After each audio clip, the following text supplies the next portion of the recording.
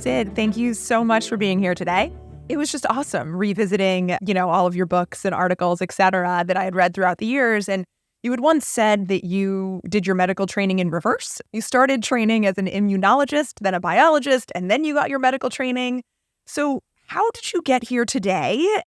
So I'm an oncologist by training. I treat cancer patients. My specific area of interest is blood cancers, leukemias and lymphomas.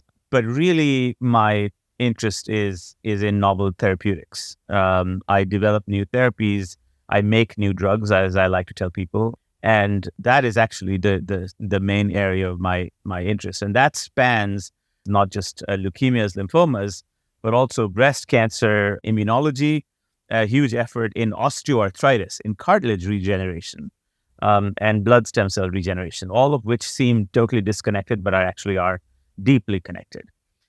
So your question is, how did I get here? I'm not going to repeat a big resume, but I started off as a student at Stanford, where I had the opportunity to interact with Paul Berg. Paul was the person who created recombinant DNA.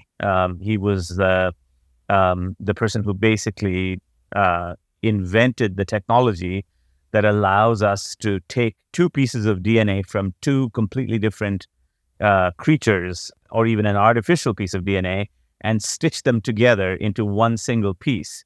And that allows us to do all sorts of things, including cloning.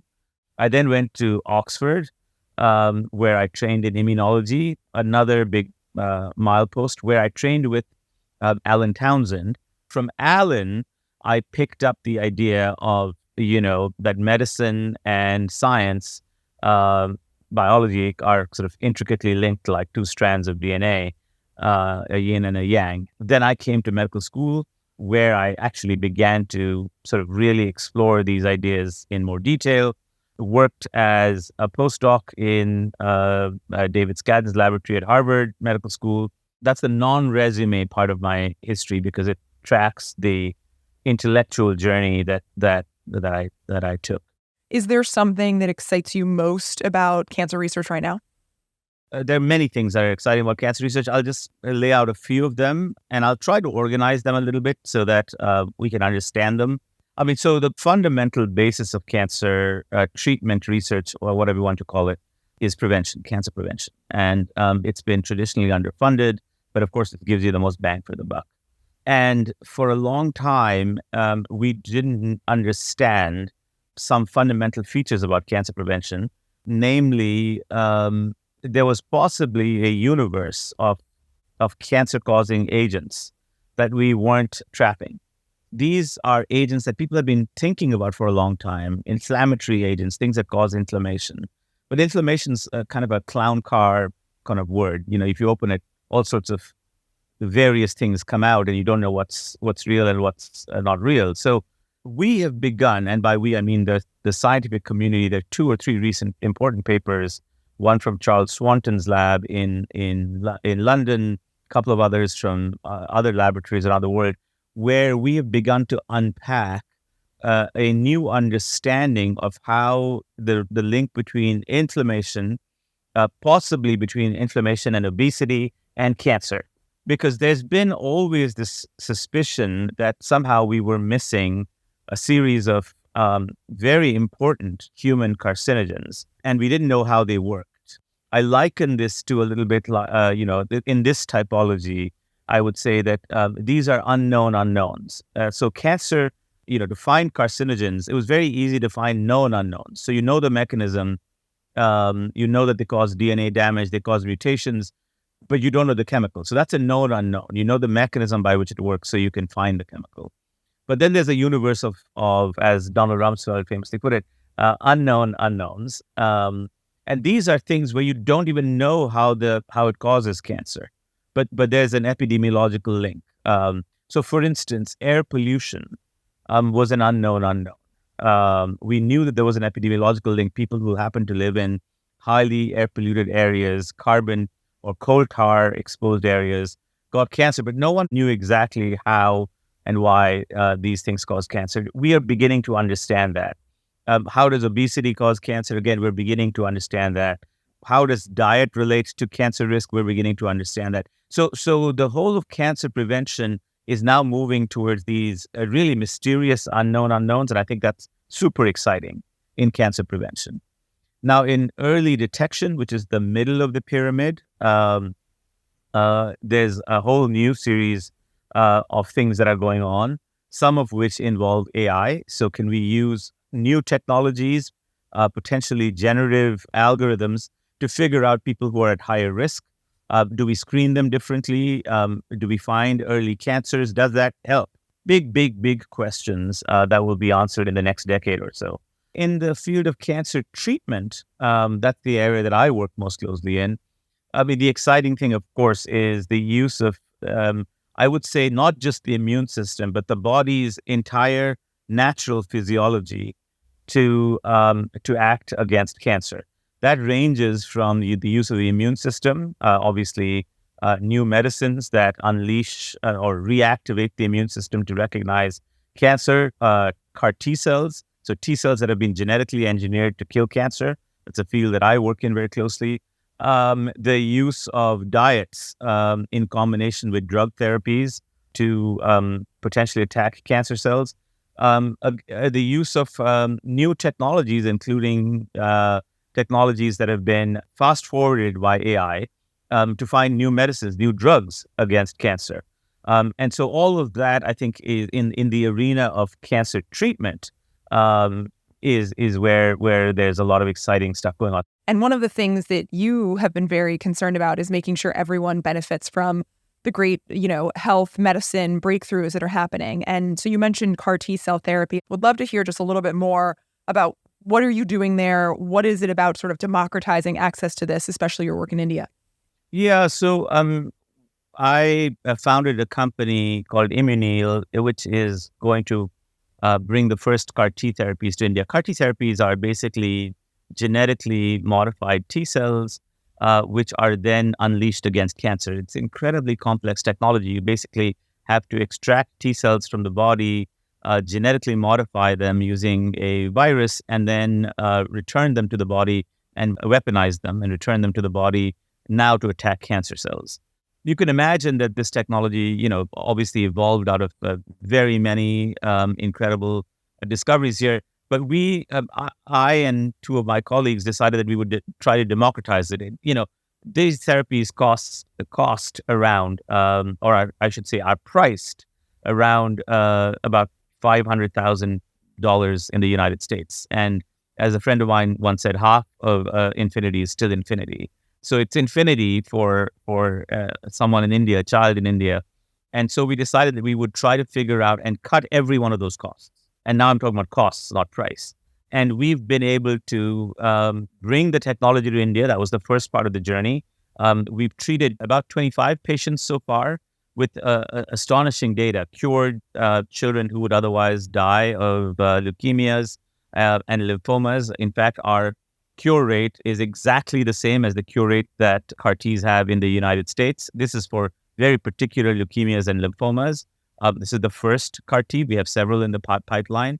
But really, the trick has been to create a sense of self-confidence. If you can send a rocket to the moon from India, 1.3 billion people, we can make a CAR T, and we have. So, there are CAR Ts now available in China. They're available in several other countries. And so one of the efforts has been to use all the tools available, especially, the kind of hacking engineering that we can really have talent in India to reduce the cost and increase the accessibility. So it's a journey. We've just started it, but it's probably one of the most exciting things. I met one of the children that we cured, and it was probably the most important medical moment in my life. That's amazing. Thank you for that work. Wow, awesome.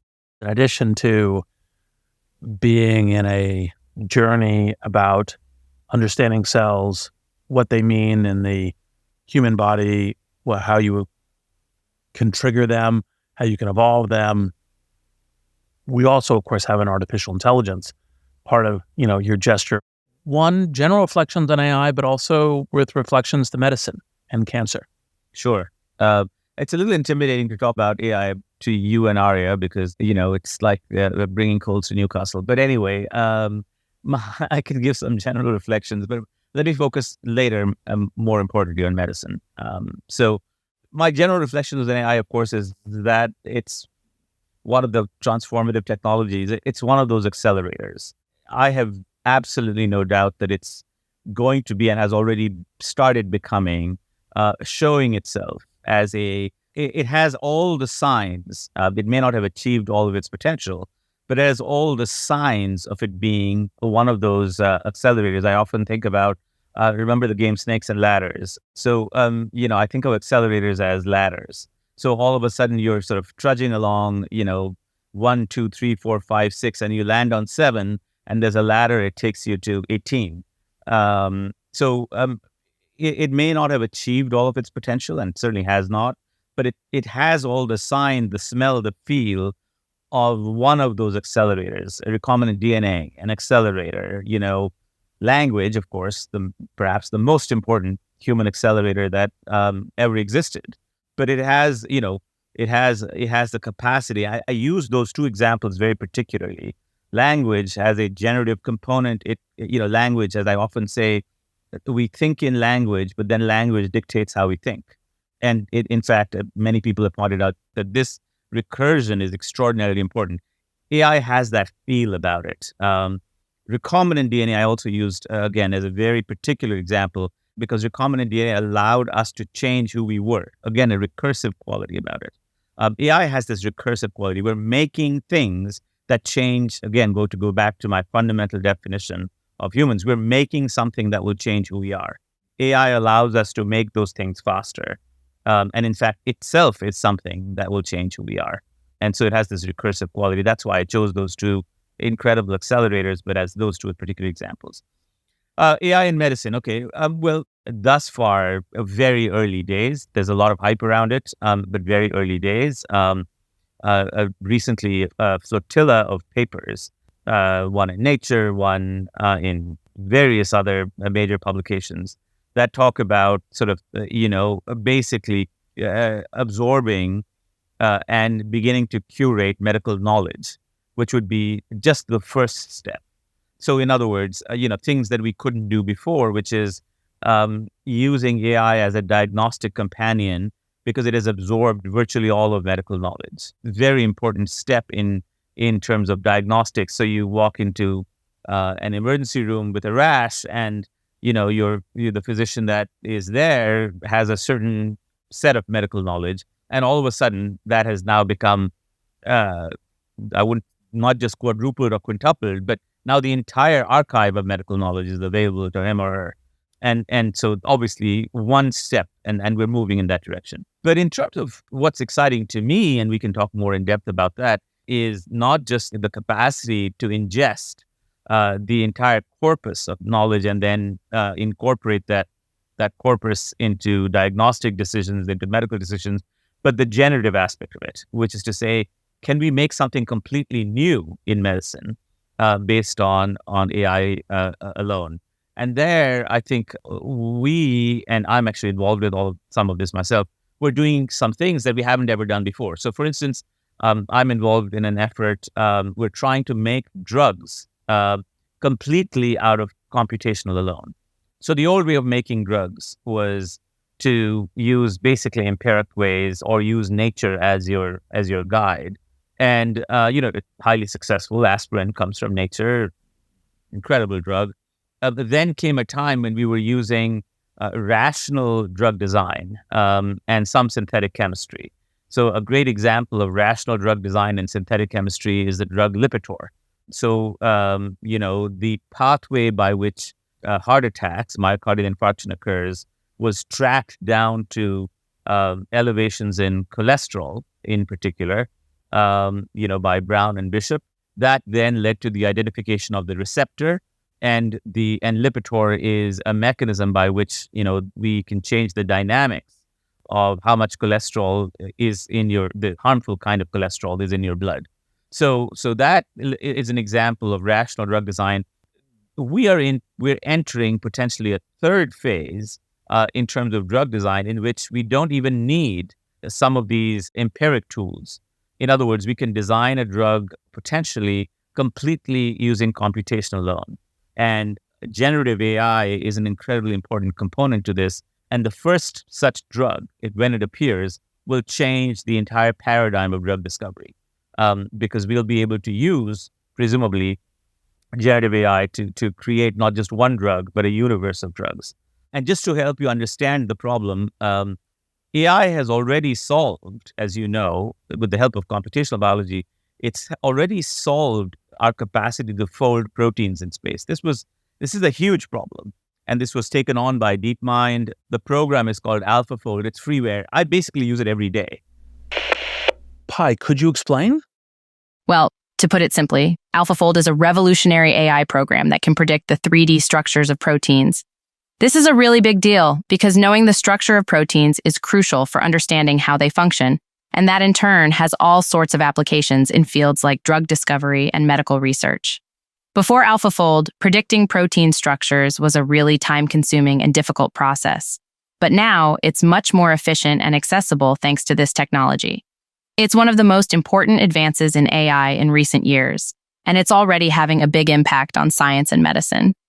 But that solves only half the problem, right? So you've got the protein that you want to target, but now you want to take a chemical, a small molecule or another protein, and you want to dock it into the first one. So you've got the lock, but now you have to find the key. And again, we're beginning to use AI. AI helped us define the shape of the lock, but now AI is helping us define the shape of the key. And once we find out how to make the key, there will be a whole universe of materials. I'm not even just talking about drugs. A whole universe of materials that can interface with biology, whether they be nanomaterials, whether they be proteins, new chemicals, small molecules, whatever it might be. That's a ladder in snakes and ladders, and certainly a major ladder for medicine. So, I think that's what's exciting to me, both the knowledge base and the corpus, and then, of course, the generative aspects, making new things that weren't there before. When people think about which risks should we be taking to make acceleration in science, to be making acceleration in medicine? Because the normal kind of unfortunate dialogue is that, well, we should just get all that without any risks. And you can't get it without risks. You can't get it at all. You can't get acceleration. Which risks do you think would be wise for people to consider taking, like that we as humanity, as scientists, or should lean into taking more? The lack of public sharing of medical data. And I think we've leaned a little bit strongly towards privacy. And in fact, there is a free lunch here. I think modern cryptography has achieved enough that it can make it really, really tough. Not impossible, but really, really, really tough to de-encrypt private information. But the sharing of that information has become incredibly difficult.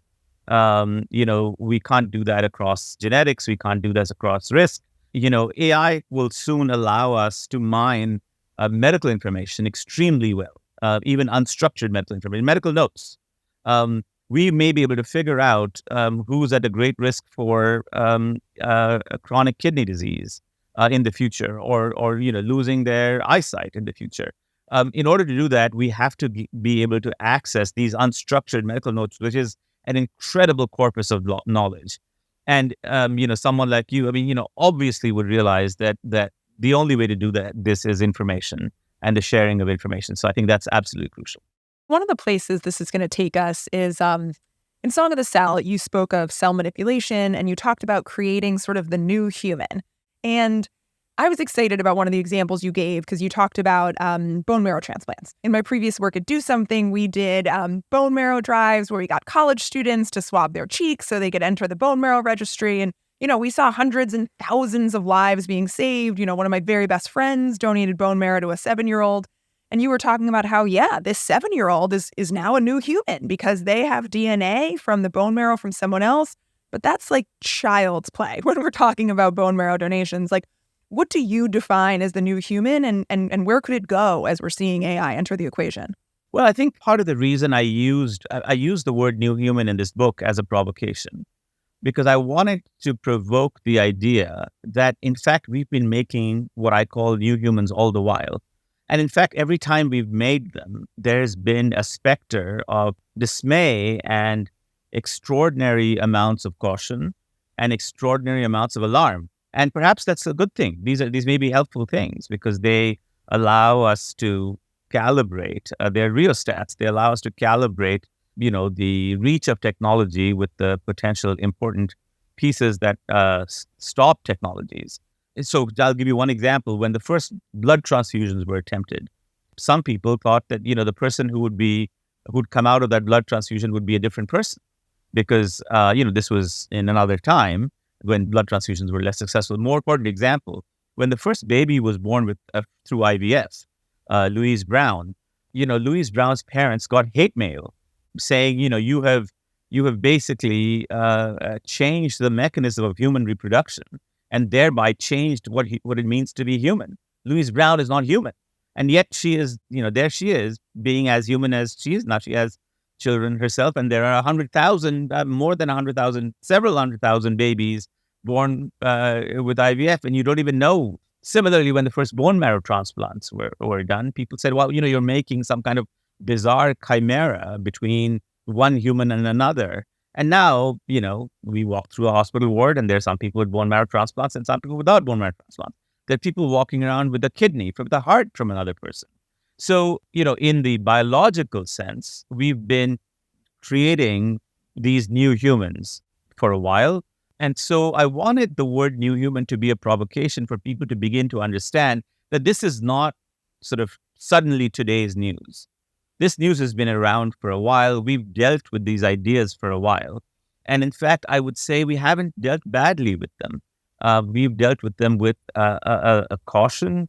We've created boundaries. We've created barriers. We've been generally okay. I would say our record may not be an A+, but it's certainly not a C- in terms of our capacity to regulate, to understand what the limits are, what the boundaries are in this. Now, I'm not an expert on how far AI can push these boundaries and make them basically push them beyond our control. And I'll flip this question back to both you, Arya, and Reid in terms of answering this question. But for me, what the history of biology and thereby the history of human intervention technologies teaches us is that our track record isn't that bad. And so I'm hopeful. The alarmist concerns that we have around how AI will come and take over everything can be mitigated by our understanding of what we have done in history. I don't know. I'll flip this question back to you, Reid, and back to you, Arya. I'd say that the question around thinking about, what is humanity would become, like this is one of the parallels with an AI. It's like when the printing press came out, people were like, oh my God, this is going to destroy, certain, key elements of humanity. We're going to be eroding our cognition because it makes us less dependent upon our memory. It'll create misinformation that's flooding around. You're like, well, that sounds like a lot like what some of the people are saying about AI right now. And yet, I think it's hard for us to imagine the humanity that we have become and aspire to be collectively, all 8 billion of us, without books, without written things, and how books kind of evolve us. And then the question, of course, is it, as it gets closer to not just the tools we use, but who we are, like, genetics and so forth, it becomes a lot more, kind of challenging to think through. And I think we will want to evolve deliberately our genetics. It starts easily, of course, as everyone's noted, with like, well, let's fix key highly dysfunctional genetic diseases. Like, why have those as suffering? But then it gets to kind of questions around like, well, what if you had genetics that allowed, kind of higher on average, IQs or higher on average longevities or other kinds of things. And then people argue against it by saying, well, but you're going to start choosing blue eyes. And you're like, well, we do have that bad human instinct too. We're going to have to try to keep that and create all kinds of diversity in what we're doing. We have to navigate all that. But that evolution is part of who we are as human beings and what we need to do. And so I think it's important to address and not just kind of back into. but I don't think we're going to be able to fully address it until we start kind of dipping our toes into the water. I don't know, Aria, if you think something differently. Well, I mean, I remember, Reid, we were at like a 10-person dinner, and we were going around the table talking about, if you could right now get 10 extra points of IQ, would you do that? Would that be ethical? And I think all these questions are so tough. And Sid, you yourself talk about the difference between desire and disease, and like certainly curing disease is okay. But even now, it's so interesting, when you talk about kids getting cochlear implants, and then the deaf community is upset because they feel like a piece of their culture is going. So what is interesting to me about it is sort of the intersection of culture and what is human. Like, will different cultures and different societies come out differently on this because something is more important to them? But I definitely think that the next decade, at least, we're hopefully going to be dealing with diseases and curing them. And then the desires will come. And I have no doubt that we're going to be doing things in 15 years that today just seem beyond the pale, and in 15 years seem pretty normal. Yeah, I've talked a lot about this in the two recent books, The Gene and the Cell, this distinction between disease and desire. And another way to put it is the distinction between enhancement and emancipation. So emancipation from terrible things that happen to us. Enhancement being going somehow beyond emancipation, doing something that is desirous to us. I suppose the good news is that genetic technologies, at least, and cellular technologies are pretty limited because of biological constraints based on everything that we know. You cannot simply, aside from raising the hideous prospect of eugenics, you cannot simply genetically manipulate yourself into having even blue eyes, because that trait is controlled by 100-odd genes. Not that particular trait, but most complex human traits, including most complex human traits that range from, I'll give you one example. Human height is highly genetically determined. Tall people tend to produce tall children. Short people tend to produce shorter children. So we know that there's a genetic component to it, but if you dissect the genetics, it turns out to be hundreds of genes. And this has become a pretty understandable pattern. Most human traits are controlled by hundreds, if not several hundreds of genes. And it's not easy to manipulate several hundreds of genes. It's just not technically easy. It may become at some point of time. The difference, I think, between all of this and computational technologies is that you can enhance without manipulating genetics. So you can enhance, and I would say you can, and if you want to put it in sort of using Richard Dawkins' terminology, you can change the meme without changing the gene. In other words, and you can potentially change cultural memes without changing human genetics. In other words, your children will inherit it.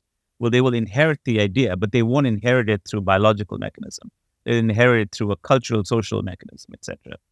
That is what is, to me, both fundamentally extraordinarily interesting about some of the universe that's going around in AI and its intersections with genetics. But it's also simultaneously quite frightening because I hear the voices. I think the voices are real. I don't think I may be an optimist in general, but I don't think that I'm completely sanguine about this interaction, the social genetic interaction, the gene environment interaction that will almost certainly be disrupted by AI. Gene environment interactions are crucial to us, to humans. Now, AI is often people use disruptive. To me, what's interesting is that AI is going to disrupt human gene environment interactions. And by that, I mean so many different things. I'll give you a very colloquial example, as it were.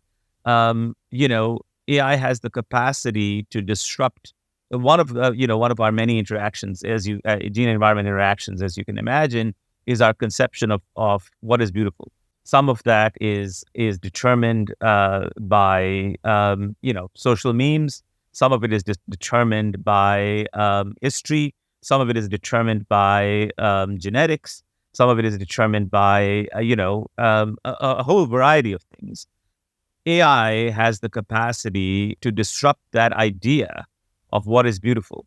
And so in a way, that's what bothers me. What bothers me is AI's capacity to disrupt, not just generally speaking technology, but the way humans are.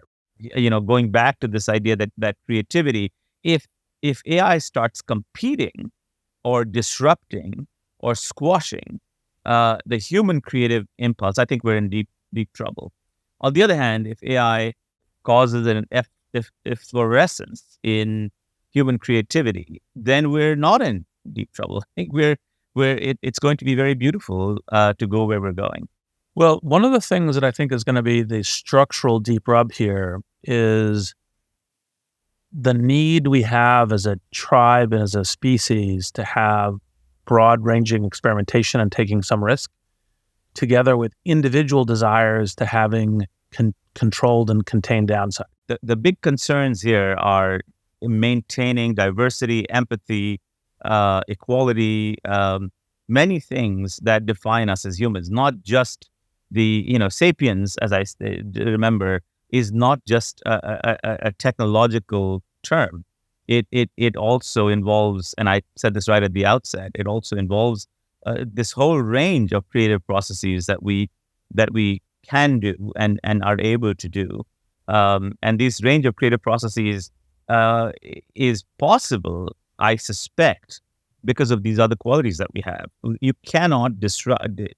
You cannot take empathy out of the creative process. You can't write a novel, I think, without having empathy or generating empathy in characters. I know, Reid, we once spoke about one of your criteria for reading a novel is within the first few pages, do you have empathy for one of the characters? And if you do, you continue to read. I'm very broadly speaking.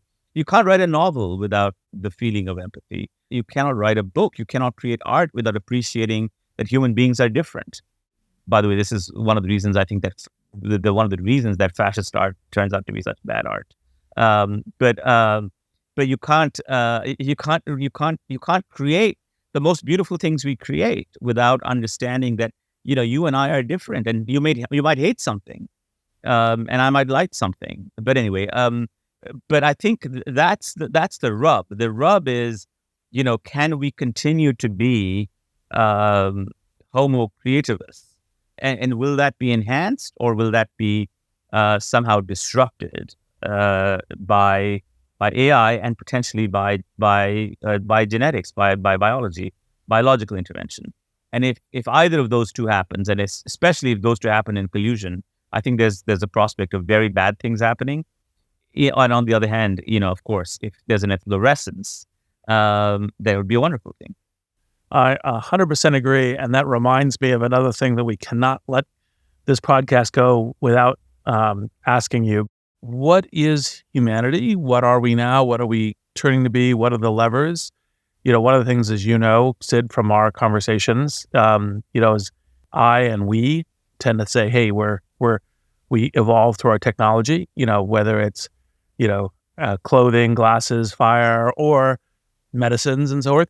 Because I think one of the things that I love about you is many things, is a scientist and a humanist. How would you put the kind of from your perspective, science perspective, that question of what is humanity? What journey are we on?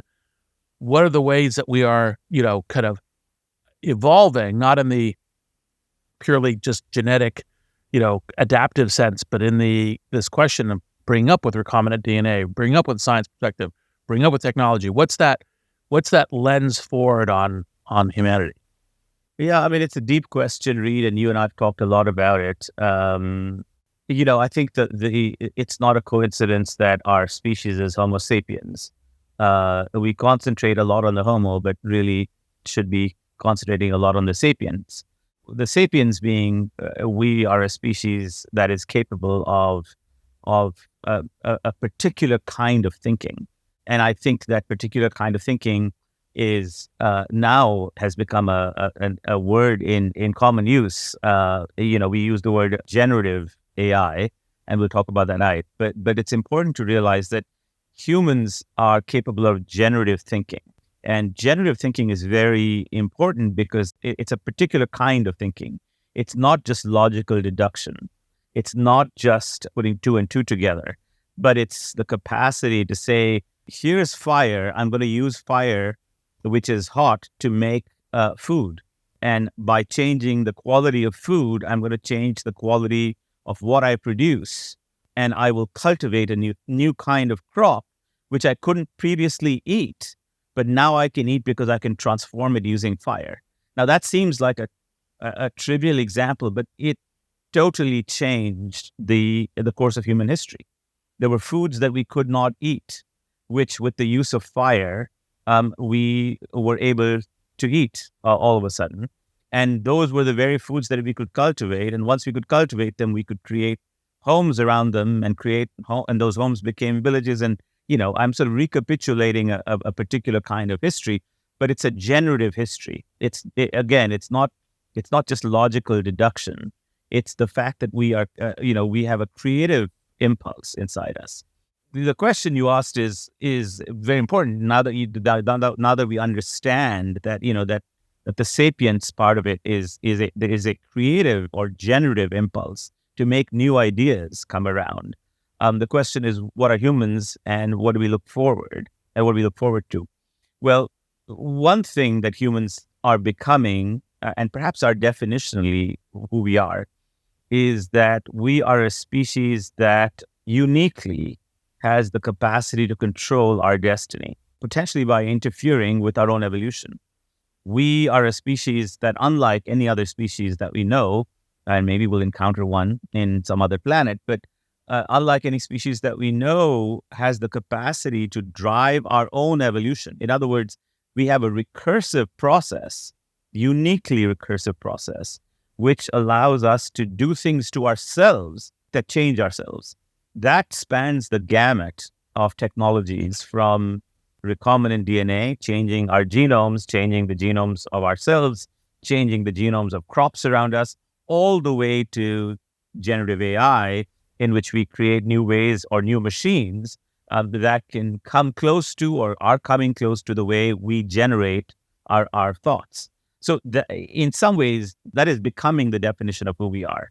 Of course, there's a biological entity of who we are, and it can't be ignored. There will be people on your podcast who will absolutely talk about how important it is to not neglect those biological impulses. We are also hormonally driven, four-limbed creatures that, are capable of love and envy and passion and terrible crimes and incredible inventions. There'll be people and that is absolutely true. There's no disagreement there. But I think what my perspective on this, which perhaps is, which I share with you, is that we uniquely have the capacity to be creative, to generate ideas. And those ideas are unique in the sense that, unlike any other species, those ideas affect our capacity of defining who we are. So it's almost a recursive definition that no other species have. We make ideas that change who we are. That's what human beings are. And that's simultaneously the most exciting and also the most dangerous thing that we can do to ourselves, to make ideas that change who we are. And part of, obviously, we've talked about this a lot. I completely agree. There's accelerants, but it's what we've been doing already as the, history recapitulation. And so it's not like, oh, suddenly it just the accelerant. Now, sometimes, differences of degree are differences of kind, but it's kind of the question about how to navigate it. And it's one of the things I think is, if I would guess, what would be the most important thing vis-a-vis technology over the next 20 to 100 years, it's how are we doing that generative self-evolution in this? And it applies at the individual level, applies at the society level, applies at the humanity level, applies at the planet level. The kind of scientist, humanist is a very important voice in this kind of shaping, because we're going to get, all kinds of, humanity is a cacophony of perspectives. And it's like, well, which of these voices do we orchestrate into the chorus, into the song of who we become? I think, Reid, you have a particularly important perspective on this as well, because, I think that the word's exactly right. So there's a cacophony of voices here. And we need to separate out from that cacophony the parts that fit into the bigger song and the parts that should actually probably be left behind from the bigger song. But the important piece is that there are, I would say, 4 or 5 important parts of that song. In other words, I'm playing a game. I'm playing a game in which, a spaceship is cast out into space, and you can put 5 members on it, and they're going to be concerned with discussing the future of human beings.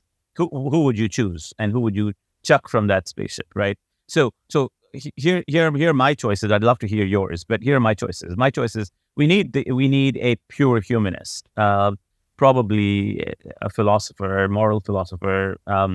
We need a historian, because someone needs to remind us where we have to go, where we've come from. Sorry.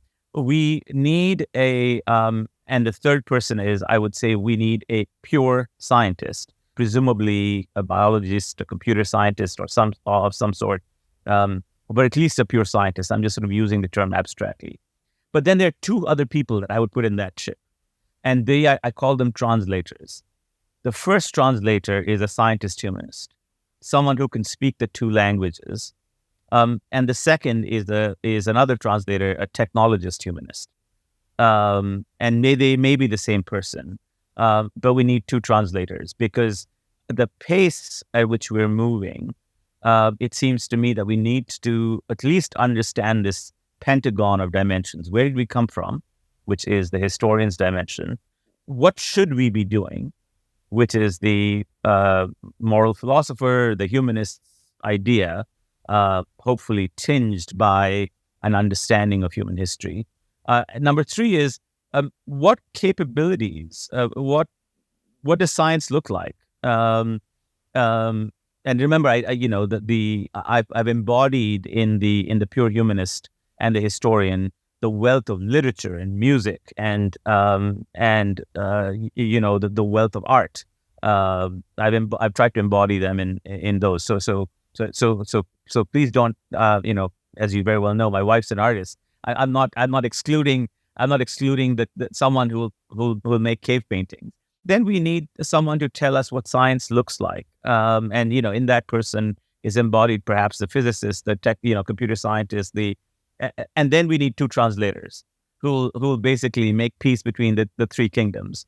And so that would be my idea of who to put on that spaceship.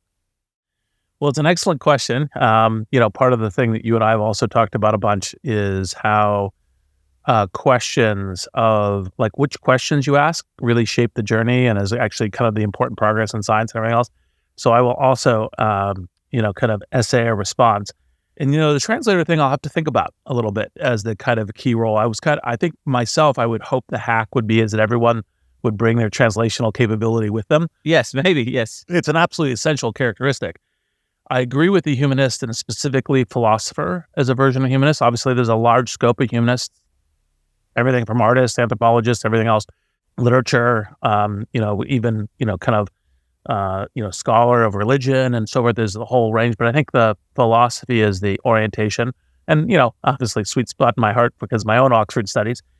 I also agree with the pure scientist, although I think in this case, partially because when I'm getting the other 3, I wouldn't say computer scientist. I think biological would be like anyone in the kind of biomedicine area, I think would be the area where I would orient.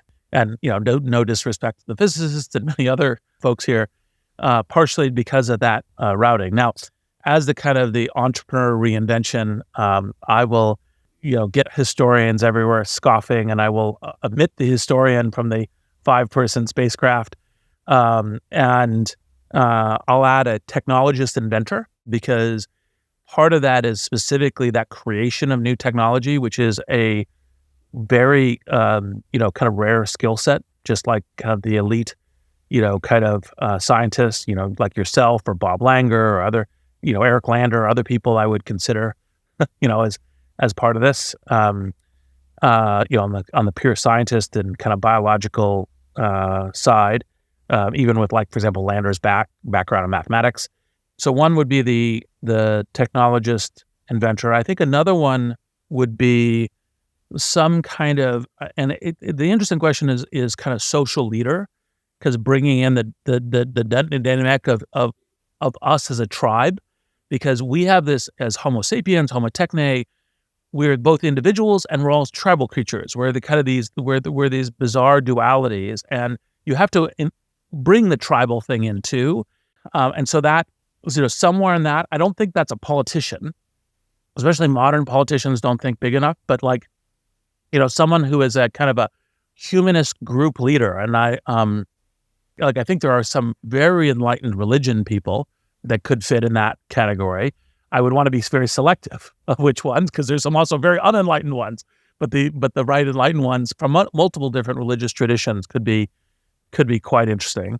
There's one seat left, I think. Yes, one seat left. Again, partially because it's so much of the forward motion. The way to the future is the journey forward. I might take kind of a science fiction writer. And I'm dying to hear who you would choose as your science fiction writer. Well, there's a set. Kim Stanley Robinson is interesting. Yep. I've actually been recently rereading David Brin's Uplift series. Yes, I know them very well. I'm a big fan of it. Exactly. So I just kind of thinking through, and partially I'm dating myself because these are people I was reading when I was reading science fiction, like every day. These are the folks. I'm sure there's more modern folks that would also be, well thought to be included. But Neil Stephenson. I mean, there's a stack of folks that I could think of as interesting people. But this is I think a fun game for all your listeners. Well, you can pick 5 seats or 6 seats, and then you could have a vigorous debate about who to put in the 5 seats. But I think I'm moved to thinking and sort of humbly thinking, I should say, that it's probably important to have a tribal leader. Otherwise, this will become another cacophony on a spaceship instead of a cacophony on Earth. Yes, I think I agree with that. That's the translation function totally key. I'm just hoping that maybe in the individuals you can get that as a feature. They can carry their own. They can carry their own little translator baggage.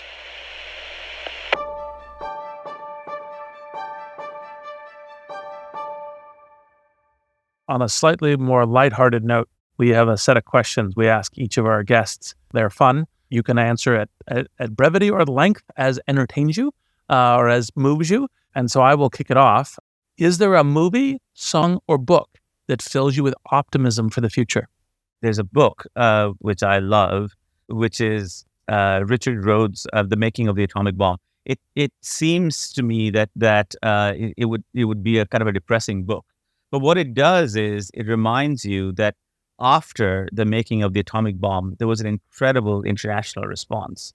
And so that book is a great reminder that we can do terrible harm, but then we can backtrack our way and learn from that harm that we've done, and that we learn empathy from that harm. There's the last section of the book, which has a testimony of many of the people who were at Hiroshima and Nagasaki. Is you are moved to tears, because we learned from that experience what not to do. So anyway, that would be my book of choice. A fat book though, so fair warning. I was going to say adding to the list, but now concerned. Go read. For sure. Well, and actually, one of the things I love about it is it's the look. Part of walking and running to the future is you will stumble and you will err, but correction of that is important. And I think that's a great kind of note of optimism. Out of curiosity, knowing you, because I would just want to add specifically also a piece of artwork. Yes. So, I'll change tax here. I assume I'm not allowed to use my wife's work, which contains an incredible sense of explosion and optimism. I happen to be married to Sarah Z, one of the great artists of our generation, but I'm the follow-on spouse. But I love Jackson Pollock's work, for instance. I would nominate any one of his many many paintings for this. So that would be my choice. For what it's worth, I'll throw in a great a piece of music, "All of Me" by Billie Holiday. Love it. So this next question, it can be personal, professional. You can take it wherever you like. But is there a question that you wish people would ask you more often? Oh, so how about this? How about I tell you a question that which people won't ask me? I have the worst sense of direction that I know in a human being, and I think that I actually, and I'm quite serious about it. I think I actually have a development. I think there's something in my brain that didn't develop correctly. We happen to be have a house which is on the ocean, and there's an exit that I'm supposed to take, and I've gone through this exit, I think more than 500 times off the highway, and every time I'm taking the exit, I think to myself, am I 100% sure that I should be taking this exit? So don't ask me where we should be going. Reid experienced this personally because we were walking around in Japan, and it became very clear to Reid that I was the person who was almost certainly to lead us in the wrong direction. Very funny. So where do you see progress or momentum outside of your industry that inspires you? So I'm going to give you a non-technological or answer outside technology. I think our debate around technology has actually become quite sophisticated. So I think our capacity to have a real back and forth between the sort of the techno-optimists and the techno-pessimists has become more grayscaled. And I think the discipline of arguing or figuring out, and people can call it bioethics or AI ethics or whatever you want to call it. I think that debate has become more sophisticated, and I've started actually enjoying it. I've started listening to it, enjoying it. I started thinking about it. I think that's it's a sophisticated debate, and I think as I said, Islamar, it's got a history to it, but I'm enjoying this debate, and I think we will learn so much from it, and I'm still learning so much from it. Well, so bringing it back to your field, the podcast is called Possible. Can you leave us with a final thought of what is possible to achieve if everything breaks humanity's way in the next 15 years? And what's the first step to get there? Well, I think what's possible is, a